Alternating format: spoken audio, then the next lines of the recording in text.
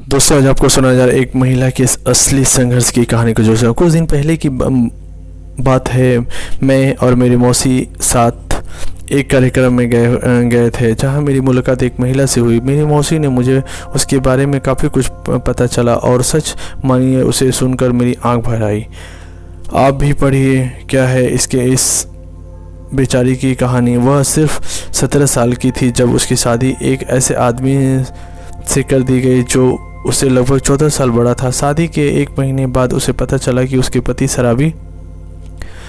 सच्चाई सामने आने के बाद वो हर रात उसके साथ दुर्व्यवहार, मार पिटाई करता था और उसे अपने माँ से पैसे लाने के लिए मजबूर करता था। जब वो इनकार करती तो लोहे का रॉड से उसे पीटता था। उसे कई बार अपनी माँ को इतनी तकलीफ़ें के बारे में बताया, लेकिन उसकी माँ ने कहा यह हर घर की समस्या है और तुम्हें इसे खुद ही ठीक करना होगा या इसको सहन करना होगा। उसकी सास उसके पति से भी बदतर थी और उसे केवल 2 समय का भोजन देती थी और उसे सफाई, कपड़े धोने आदि जैसे सभी प्रकार के काम करने को मजबूर करती थी। कुछ महीने बाद जब वह गर्भवती हो गई तो उसके परिवार वालों ने कहा कि अगर तुमने लड़की को जन्म दिया तो तुम्हें यह घर छोड़ना पड़ेगा। दुर्भाग्य से उसने एक लड़की को जन्म दिया। वह दिन उसकी ज़िंदगी का सबसे बुरा दिन था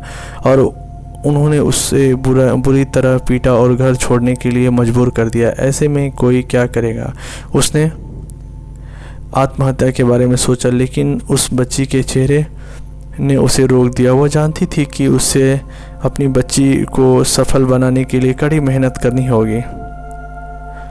उसने अपनी सोने की बाली बेच दी और एक पेपर कैंची बैग फैक्ट्री में नौकरी करने लगी, जहां उसे सिर्फ 150 रुपये में 2000 कैरी बैग बनाने के लिए मिलते थे। उसने रोज़ कम से कम 8 से 9 घंटे करना पड़ता था। इस काम के साथ साथ उसने एक ढाबे में टेबल और बर्तन साफ करने का काम भी किया और उसने वहाँ रोज़ 5 से 6 घंटे का काम किया और प्रतिदिन 100 रुपये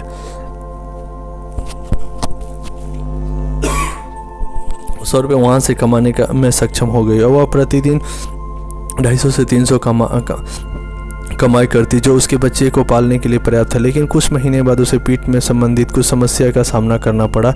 इससे वो कमज़ोर हो गई। इस समस्या के बाद उसने सफाई की नौकरी छोड़नी पड़ी और खिलौने की फैक्ट्री में मजदूर के तौर पर काम करना शुरू कर दिया। इस तरह उसने अपनी बेटी की शिक्षा का प्रबंध किया और अपने बच्चों के जीवन को आसान बनाने के लिए कई काम किए। वह जानती थी कि भगवान केवल उसकी मदद करते हैं जो कड़ी मेहनत करते हैं और मैं कल उसकी बेटी से मिला और काफ़ी खुश हुआ क्योंकि उसे पता चला उसने हायर सेकेंडरी में 93% अंक हासिल किए और वह डॉक्टर बनना चाहती है। उसके पास अपनी बेटी के अलावा कुछ भी नहीं था और उसने अपने पति को छोड़ दिया और उसके कोई आइडिया नहीं था कि वह आगे क्या करेगी, लेकिन उसे खुद पर विश्वास था। दोस्तों, आजकल थोड़ी सी समस्या आई नहीं कि लोग हार मान लेते हैं, डिप्रेशन हो जाते हैं या अपने जीवन को समाप्त करने की सोचते हैं।